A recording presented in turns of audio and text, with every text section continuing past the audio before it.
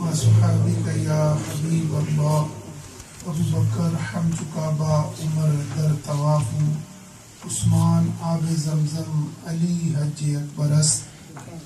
صدق اللہ العظیم وصدق رسولہ النبی الکریم. السلام علیکم ورحمۃ اللہ وبرکاتہ. وعلیکم السلام ورحمۃ اللہ. تمام حاضرین کو پتہ ہے کہ مجھے تھوڑی سی پریشانی ہے ذہنی طور کے اوپر. میں نے حضرت صاحب سے خود ہی ریکویسٹ کی تھی کہ بھی آپ ہی بارگاہ صدیقیت میں نذرانہ عقیدت پیش کریں. سیدنا صدیق اکبر رضی اللہ تعالیٰ عنہ کی شان کا کون مسلمان ہے جو اندازہ نہیں کر سکتا، کوئی نہیں کر سکتا. اسی طرح سیدنا عمر فاروق رضی اللہ تعالیٰ عنہ، سیدنا عثمان غنی رضی اللہ تعالیٰ عنہ، سیدنا شاہ علی پاک کی بارگاہ میں ہم اہل سنت و جماعت کا یہ شیوا ہے کہ ہم اربع صحابہ اور عشرہ مبشرہ صحابہ اور بدری صحابہ اور احد والے صحابہ اور فتح مکہ والے صحابہ اور حضور کے 1,24,000 یا کم و بیش جتنے صحابہ تھے جو حالت ایمان میں نبی کریم صلی اللہ علیہ وسلم کا دیدار کیا اور اس حالت ایمان سے اس دنیا سے رخصت ہو گئے، وہ سب ہمارے سروں کا تاج ہے. حضور غوث پاک رحمۃ اللہ علیہ آپ فرماتے ہیں کہ پوری روح زمین کے مرد، بچے، عورتیں، تمام اللہ ان کو مقام ولایت عطا کر دے، مقام غوثیت عطا کر دے، پھر سارے اکٹھے ہو جائیں تو ایک صحابی کی گھوڑے کے اڈن والی دھوڑ کے برابر نہیں ہو سکتے. جب ولیوں کا یہ عالم ہے، ہمارے غوث اعظم کا یہ بیان ہے، تو ہم کہاں اور ہم کہاں کی. ہم تو ان کی بابا جی جوتیاں سیدھی کرنے کو مل جائیں، ان کی گرد راہ ہمارے سروں کا تاج بن جائے تو ہمارے لیے یہ تخت سکندری ہے. اس سے بڑھ کر ہمارے لیے کوئی اور فخر کی بات نہیں ہے. حضور سیدنا صدیق اکبر رضی اللہ تعالیٰ عنہ وہ ذات ہیں جن کو نبی کریم صلی اللہ علیہ وسلم نے فرمایا اس کائنات کے اندر، یہ آواز کرتا ہے چھوٹا مائک بند کر دو، بہتر ہے.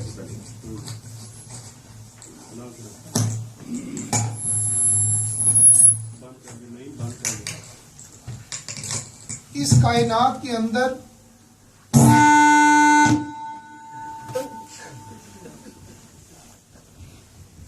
الصلاۃ والسلام علیکہ سیدی یا رسول اللہ وعلی آلہ وصحبہ وسلم.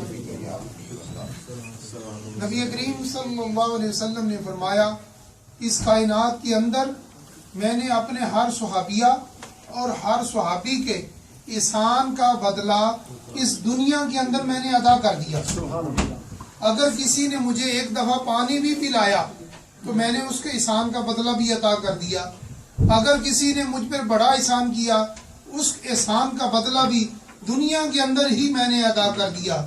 مگر اس کائنات کے اندر دو شخصیات ایسی ہیں جن کو آمنہ کے لال نے فرمایا،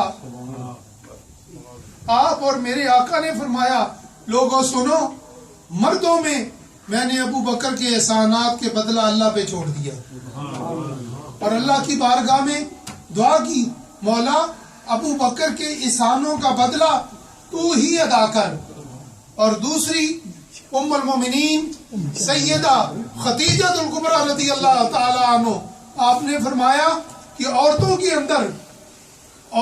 اندر جو احسانات، جو مہربانیاں، جو شفقتیں ام المومنین سیدہ خدیجہ الکبریٰ رضی اللہ تعالیٰ عنہ نے کی ہیں، اے میرے مولا ان احسانوں کا بدلہ بھی تو ہی قیامت کے روز عطا کرنا.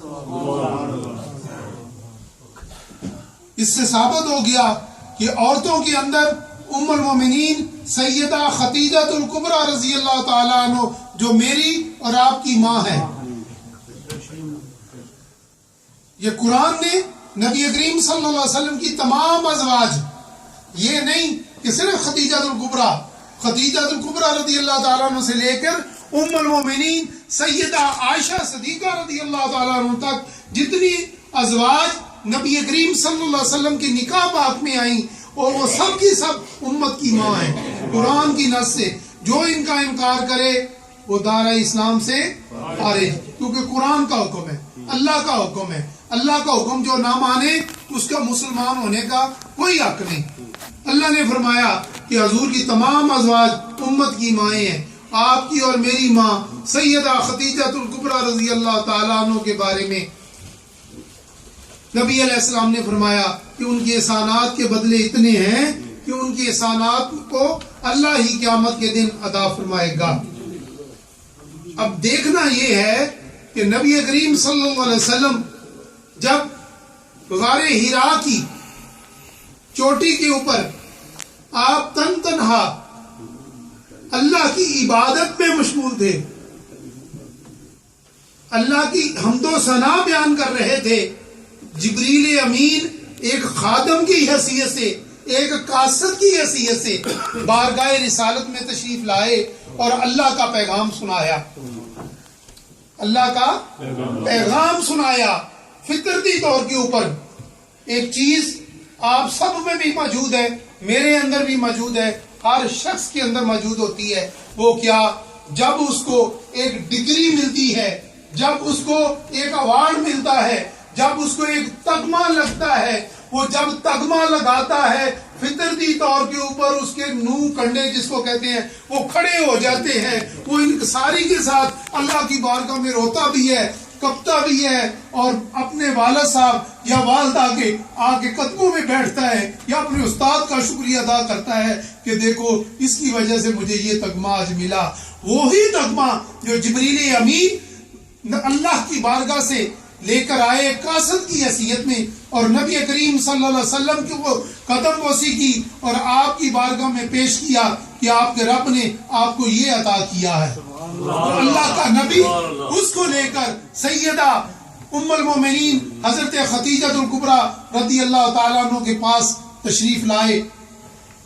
تو جب آپ نے اپنا سارا واقعہ بیان کیا جس طرح حضرت صاحب نے کیا کہ آپ کے اوپر کپ کپی تھی، آپ نے فرمایا خدیجہ مجھے کمبل عطا کرو، مجھے میرے اوپر کمبل دے دو. اس کے بعد سارا واقعہ بیان کیا، اور اس کے بعد میں مختصر کرتا ہوں کہ آپ نے جب مکہ المکرمہ کی اس چوٹی کے اوپر جبل کعبہ ہوگا یا جبل عمر ہوگا یا جبل ابو قبیس ہوگا، اس کے اوپر کھڑے ہو کر مکہ والوں کو دعوت دی، اے لوگو جمع ہو جاؤ، کٹھے ہو جاؤ. اعلان کیا، سب لوگ کٹھے ہو گئے. کٹھے ہونے کے بعد جب آپ نے اپنا مقصد بیان کیا، اپنا جو ارادہ تھا، اللہ کا پیغام جو تھا مخلوق کے اندر بیان کیا، تو ان سب نے ایک زبان ہو کر فرمایا.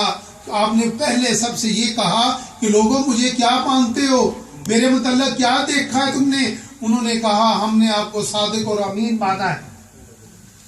آپ نے فرمایا کہ سنو میں اللہ کی وحدانیت کو لے کے آیا ہوں، اللہ کو ایک مانو، اللہ کی توحید کا اقرار کرو، اور میں اللہ کا آخری نبی ہوں، اللہ کا آخری نبی ہوں.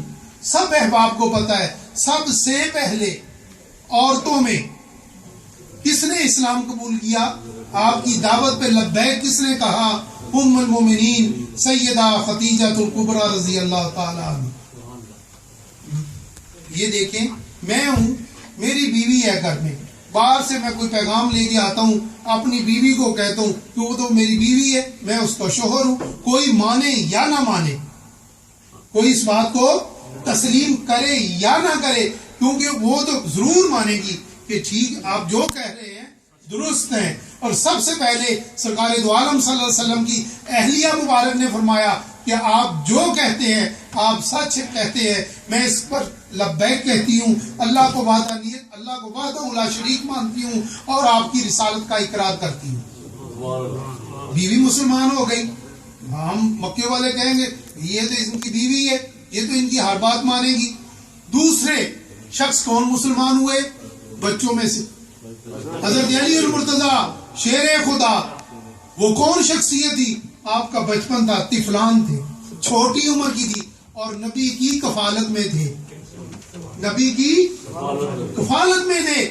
رسول اللہ صلی اللہ علیہ وسلم حضرت علی کے کفیل تھے، یعنی کہ آپ کی بچپنا تھا، اور ایک گھر کا بچہ، اس طرح یہ چھوٹا بچہ ہے، یہ تو اپنے دادے کی بھی بات مانے گا، اپنے ابو کی بھی مانے گا، اپنے چاچے کی بھی مانے گا، ماموں کی بھی مانے گا، کیونکہ گھر کے فرد ہے۔ جب رسول اللہ نے اعلان کیا بچپن میں، طفلان میں، چھوٹے بچوں میں سب سے حضرت علی رضی اللہ تعالیٰ عنہ نے اسلام قبول کیا۔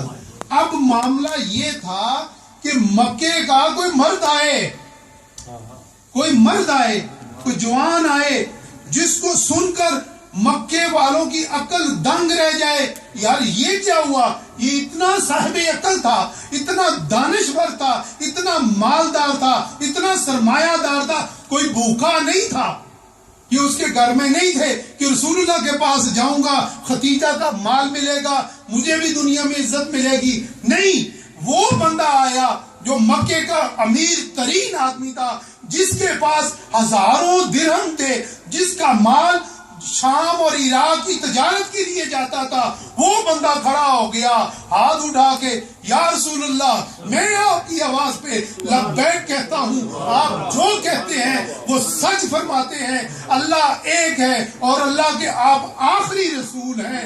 جب ابو بکر صدیق رضی اللہ تعالیٰ عنہ نے اعلان نبوت پر لبیک کہا، پورے مکے کے جو بڑے بڑے سردار تھے ان کے دروازے بند ہو گئے، ان کی کھڑکیاں بند ہو گئی، انہوں نے کہا لوگوں، اتنا بڑا دانشور بندہ، اتنا مالدار بندہ، اتنا سرمایہ دار بندہ حضور کی غلامی میں آ گیا ہے۔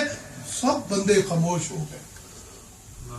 اور پھر جب سیدنا صدیق اکبر رضی اللہ تعالیٰ عنہ نے حضور کی بیعت کی، حضور کے ہاتھ پہ کلمہ توحید پڑھا، اور سب سے پہلے حضور سے کچھ نہیں لیا، آپ نے 40,000 درہم نبی کریم صلی اللہ علیہ وسلم کی بارگاہ میں پیش کیے۔ نعرہ تکبیر، نعرہ رسالت، بعد الانبیاء افضل البشر، سیدنا صدیق اکبر، سیدنا صدیق اکبر، سیدنا صدیق اکبر، آپ نے 40,000 درہم بارگاہ رسالت میں نذرانہ پیش کیا، اور اس کے بعد یہ معاملہ چلتا رہا، مکے والوں کی اذیتیں ہوتی رہیں، مشکلات کا سامنا کرنا پڑتا رہا۔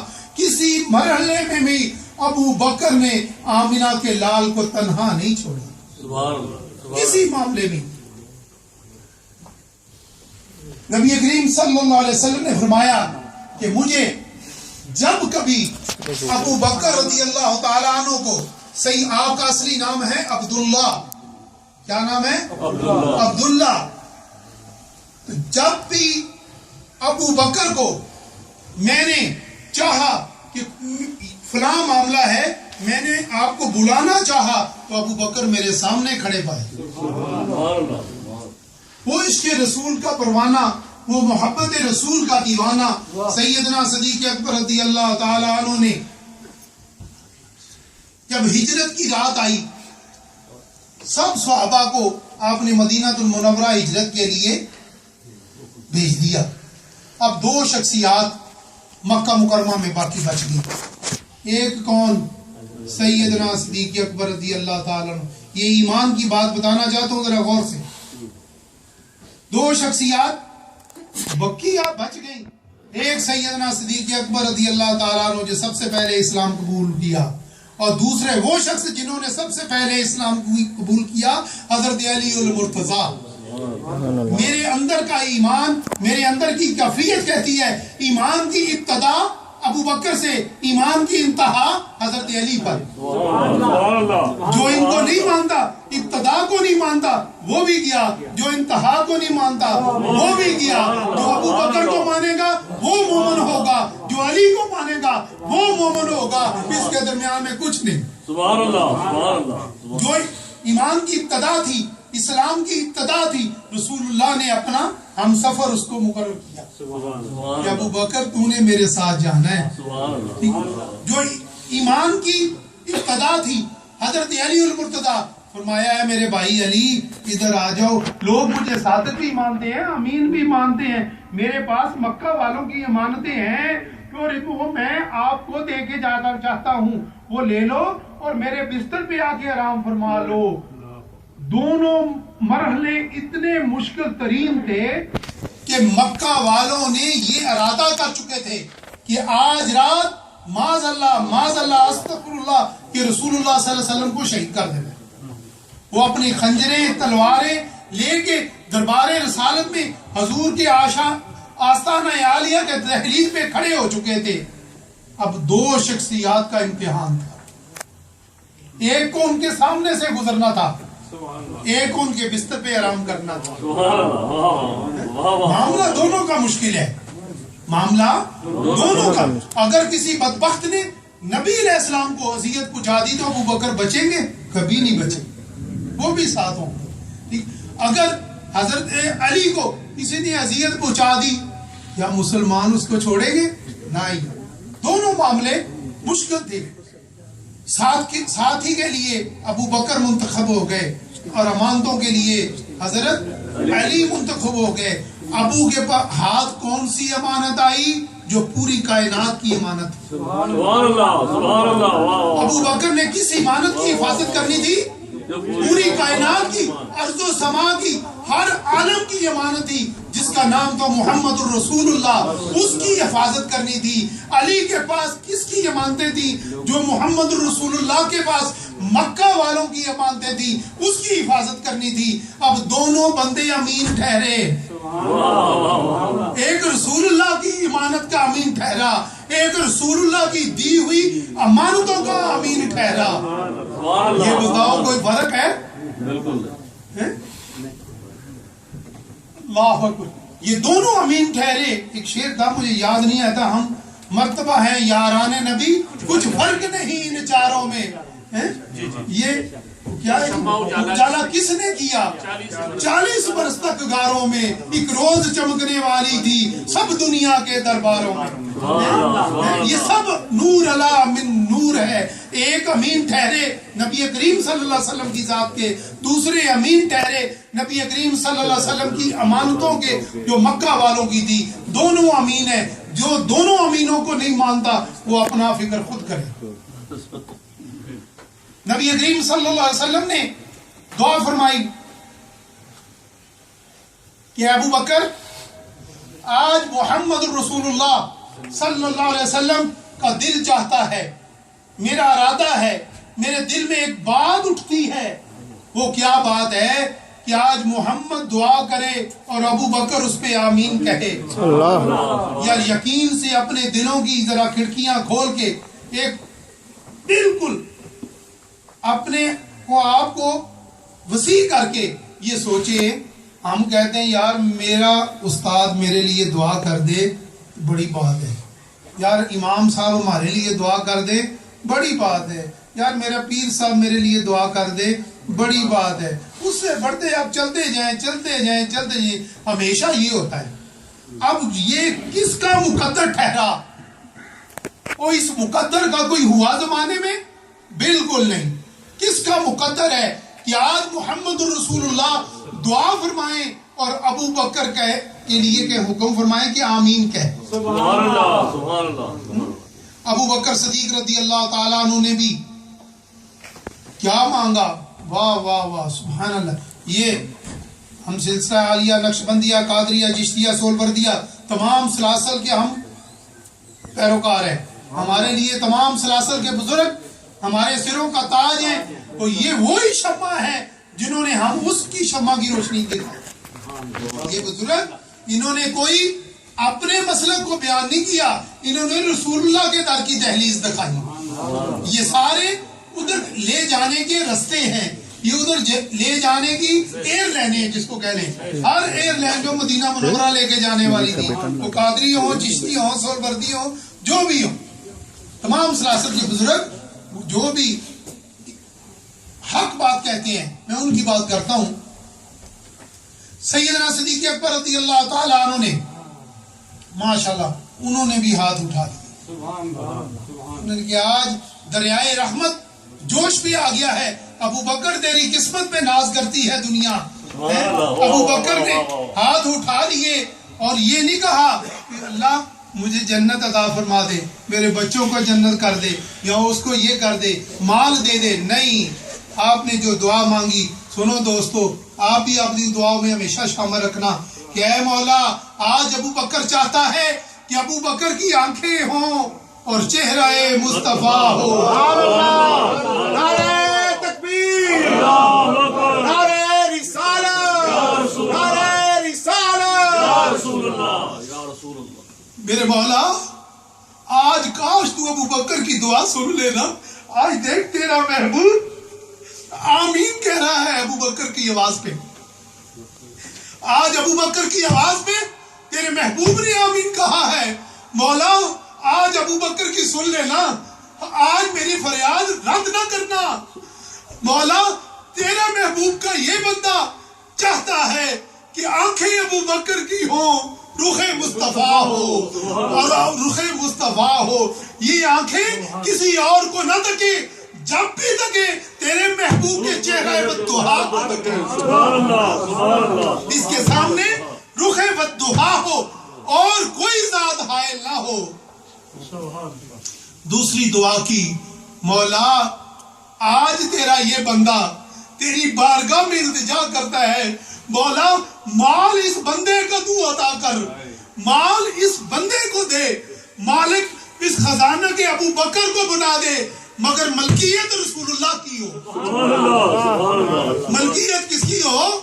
رسول اللہ کی ملکیت ہو.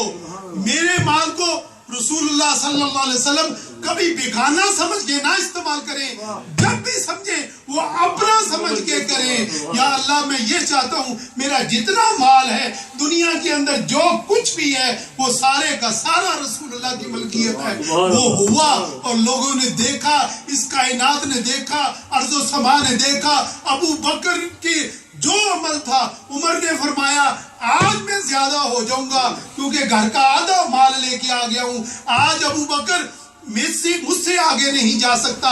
جب ابو بکر لے کے آئے، محمد رسول اللہ نے پوچھا عمر کیا لے کے آئے ہو؟ فرمایا یا رسول اللہ آدھا لے آیا ہوں، آدھا گھر والوں کے لیے چھوڑ آیا ہوں. اس پروانہ رسول سے پوچھا ابو بکر تو اپنی کیفیت بیان کر. کہا یا رسول اللہ جو کچھ تھا لے آیا ہوں، جو کچھ تھا لے آیا ہوں. جو کچھ تھا اس کائنات کے اندر میرے پاس جو کچھ تھا، یا رسول اللہ آپ کی بارگاہ میں میرا دین بھی لے آیا ہوں، ایمان بھی لے آیا ہوں، دنیا بھی لے آیا ہوں، مال بھی لے آیا ہوں، بچے بھی لے آیا ہوں، اپنی ذات کو بھی آپ کے قدموں میں لا کے کھڑا کر دیا. یا رسول اللہ سب کچھ لے آیا ہوں. اللہ کے نبی نے پوچھا اے میرے بندے، اے میرے یار، بتا کچھ بچوں کے لیے. کہا اللہ اور اللہ کا رسول. نعرہ تکبیر، نعرہ رسالت، خادم انبیاء سید بشر سیدنا صدیق اکبر. کہا یا رسول اللہ، عرض کی کہ اپنے بچوں کے لیے اللہ اور اللہ کا رسول چھوڑ کے آ گیا ہوں، اللہ اور اللہ کا رسول چھوڑ کے لے گیا آ گیا ہوں. اسی ٹائم جبریل بارگاہ نبوت میں حاضر ہو گئے. کیا دیکھا؟ پورے ٹاٹ کے کپڑے پہنے، کانٹوں کے بٹن لگائے، سلام عرض کی. رسول اللہ نے پوچھا ہوگا کہ جبریل یہ آج آنے کا تیرا بڑا انداز انوکھا ہے. کہا یا رسول اللہ ذرا آنکھ تو اٹھائیے، آج عرش کو اللہ کے سب ملائکہ، حورے گرما، فرشتوں کا سب یہی لباس ہے، کیونکہ تمہارے ابو بکر کا یہ ہے. آج اللہ نے آپ کے ابو بکر کی پیروی پورے ملائکہ حور و غلما کے اندر اعلان کر دیا، آج سارا لباس ابو بکر کا پہنایا جائے. اور آج آپ کا رب آپ کے توسل سے ابو بکر سے پوچھتا ہے کیا تو اپنے رب پہ خوش بھی ہے؟ یار یہ کس کو ملا؟ ہم ایڑیاں اٹھا اٹھا کے عرضے کر کر کے بوڑھے ہو گئے. مولا تو خوش ہو جانا یار، کوئی ایسا عمل کوئی بتا دے جس سے میرا رب راضی ہو جائے. وہ ابو بکر جو رب پوچھتا ہے کہ ابو بکر تو اپنے رب کے اوپر راضی بھی ہے؟ تو راضی ہو گیا؟ ابو بکر نے دعا کی مولا مال ابو بکر کا ہو، ہاتھ مصطفیٰ کے ہو، وہ اپنا سمجھ کے ان کو استعمال کرے. اور جو تیسری دعا مانگی وہ بھی سننے والی ہے. کہا مولا اولاد ابو بکر کی ہو اور معیت رسول اللہ میں ہو. اولاد ابو بکر کی ہو معیت رسول اللہ میں آئے. اسی سال آپ کی اور میری ماں ام المومنین سیدہ عائشہ صدیقہ رضی اللہ تعالیٰ عنہ کی ولادت ہو. اللہ نے وہ بھی دعا قبول کر لی. یعنی کہ وہ بھی اب پہلی جو دعا مانگی تھی نا مال کی، تو رسول اللہ نے گواہی دے دی کہ ابو بکر کے مال کو میں نے اپنا سمجھ کے اتنا استعمال کیا کہ اللہ اس کی جزا دے گا. تیسری دعا ابو بکر کی اولاد ہو تو رسول اللہ کی معیت میں آئے. ام المومنین سیدہ عائشہ صدیقہ رضی اللہ تعالیٰ عنہ آپ کی میری ماں حضور کے نکاح میں آئی. اب پہلی دعا مولا ابو بکر نے تو پہلی بھی ایک دعا مانگی تھی. اب اس کا رزلٹ کیسے ملے گا؟ مولا ابو بکر نے عرض کیا تھا کہ آنکھیں ابو بکر کی ہوں رخ مصطفیٰ. مولا سب کچھ دو دعاؤں کا رزلٹ تو ہم نے دیکھ چکے، اب تیسری بات کا رزلٹ بھی ہمیں بتلا دینا. اللہ نے فرمایا ہوگا ذرا چپ کرو، وقت آنے دو، وقت آنے دو. پوری مکے کی مخلوق سو رہی ہے، ہر بندہ آرام کر رہا ہے. جو حضور کے دشمن ہیں وہ آپ کے سامنے ایک محاذ بنا کے کھڑے ہوئے ہیں. آج وقت آ گیا، ابو بکر تیری دعا کا رزلٹ آنے والا ہے. آج تجھے اس بات کا صلہ ملنے والا ہے.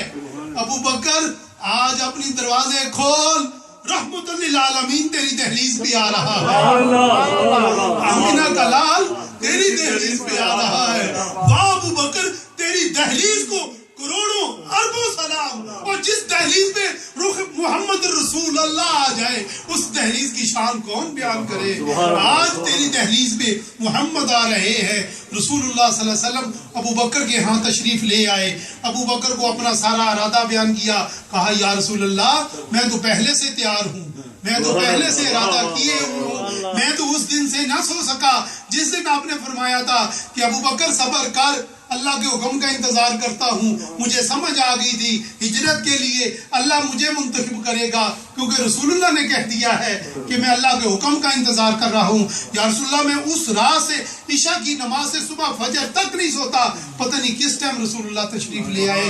میں تو آپ کی رستے میں اپنی آنکھیں فرش راہ بنا کے بیٹھا ہوں، اپنی پلکیں بچھا کے کھڑا رہتا ہوں. اللہ کے نبی نے فرمایا آؤ چلیں. لو جی اب دعا کا رزلٹ آنے والا ہے دوستو. اللہ ابو بکر نے جو دعا رب سے مانگی تھی اب اس کا صلہ ملنے والا ہے. ہجرت دیکھو، جو لوگ مدینہ منورہ گئے، جو مکہ مکرمہ گئے، انہوں نے دیکھا ہے مکہ سے مدینے کا رستہ دوسری طرف، ہجرت کا رستہ دوسری طرف. یا اللہ اس مکے کے اندر رسول اللہ کی پیدائش ہوئی، ابو بکر کی پیدائش مکہ مکرمہ میں ہوئی. مکہ کی ہر چوٹی ہر رستے سے واقفیت ان دونوں کو ہے، مگر ہجرت کی رات رستہ الٹ کیوں لے لیا؟ مایا لوگوں چپ کر جاؤ، ابو بکر کی دعا کا رزلٹ دینا ہے.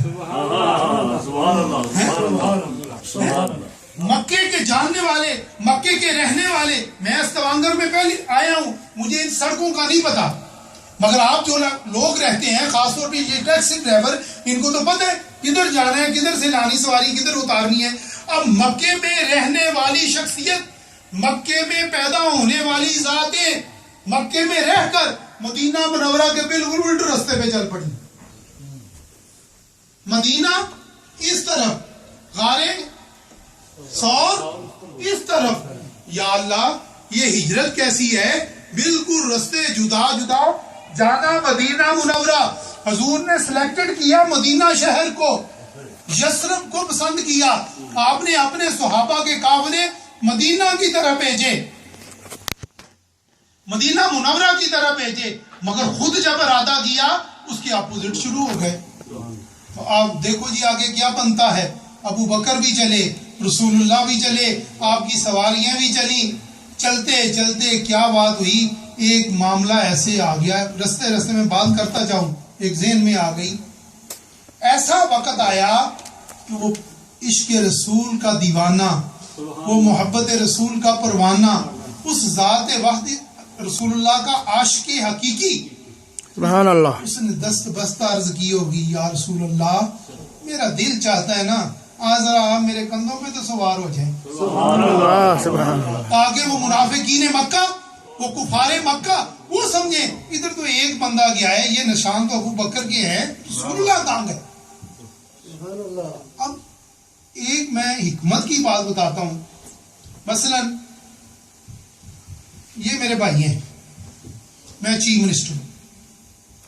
یہ میرے بھائی ہیں، میں چیف منسٹر ہوں. حقیقت بیان کرنا کہ آپ سب میں سے اس کو کچھ کوئی کہے گا؟ کیوں نہیں کہے گا؟ یہ تو چیف منسٹر نہیں، اس کے تو پلے بھی کچھ نہیں. ٹھیک ہے، یہ کچھ بھی نہیں ہے. آپ کیوں نہیں اس کو کچھ کہیں گے؟ کیوں نہیں؟ سب کہیں گے یار اس کو نہ کہنا، اس کے اوپر چیف منسٹر کے ہاتھ ہے، وزیر اعظم کے ہاتھ اس کے اوپر ہے. اس کو چھیڑو گے تو تباہ ہو جاؤ گے، برباد ہو جاؤ گے، ستیہ ناش ہو جائے گا. کیوں؟ وہ پکڑ کے اندر کرا دے گا، طرح طرح کے الزام لگا کر تجھے مار ڈالے گا. اس کو کچھ نہیں کہنا. بے شک یہ کر غلطی رہا ہے، یہ جو کچھ بھی اس نے کیا ہے، مگر اس کو کہنا نہیں کہ اس کے اوپر چیف منسٹر کے ہاتھ ہے. واہ ابو بکر، کسی کے اوپر کسی کے اوپر چیف منسٹر کے ہاتھ، کسی کے اوپر گورنر کے ہاتھ، کسی کے اوپر کسی کے ہاتھ، کسی کے ہاتھ. اور واہ تیرے سروں پہ قربان، تیرے سر پہ ید اللہ والے ہاتھ. سبحان اللہ، نعرہ تکبیر، اللہ اکبر، نعرہ رسالت، یا رسول اللہ، تیرے سر کے اوپر ید اللہ والے ہاتھ. جب کوئی بندہ کسی کے کندھے پہ بیٹھتا ہے، بتاؤ اس کے ہاتھ کہاں ہوتے ہیں؟ اور جس کے ادھر کوئی بندہ بیٹھے، اس کو میں کہتا ہوں ادھر بیٹھو، یہ کہاں پہ ہاتھ رکھے گا؟ سر کے اوپر. واہ ابو بکر تیرے سر پہ بھی قربان، اس پہ بھی درود، اس پہ بھی سلام. اللہ کہ نبی کے وہ ید اللہ والے ہاتھ آج تیرے سر کے اوپر ہو گئے، تجھے قیامت تک کون چھیڑے گا؟ اور تیری شان کون گڑائے گا؟ اور جس کے سر کے اوپر نبی کریم صلی اللہ علیہ وسلم کے ید اللہ والے ہاتھوں کے دونوں سایہ آپ کے سر انور پہ اوپر آ جائے تو باقی بچے گا کیا؟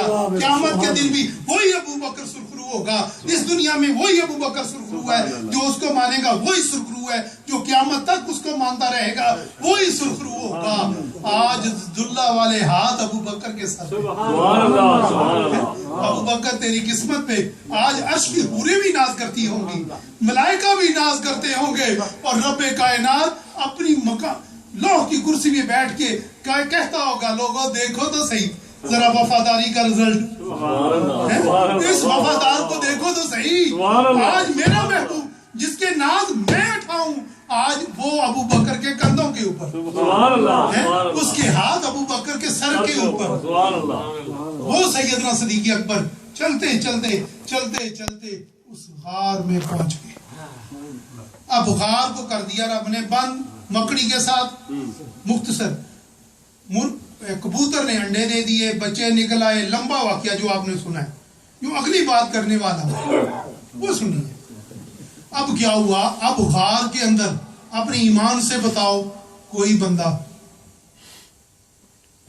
ہے سوائے رسول اللہ تو ابو بکر سے کوئی نہیں. اب دیکھنے کا مسئلہ، یہ بچہ ہے نا، میں اس کو دیکھ رہا ہوں، یہ مجھے دیکھ رہا ہے، اتنا نہیں ہوگا. جب مجھے اس کو نا میرے سے بہت زیادہ پیار آئے گا نا، تو مجھے کہے گا میاں صاحب ذرا اپنا سر تو دو، میری جھولی میں تو رکھو تاکہ میں ایسے دیکھوں.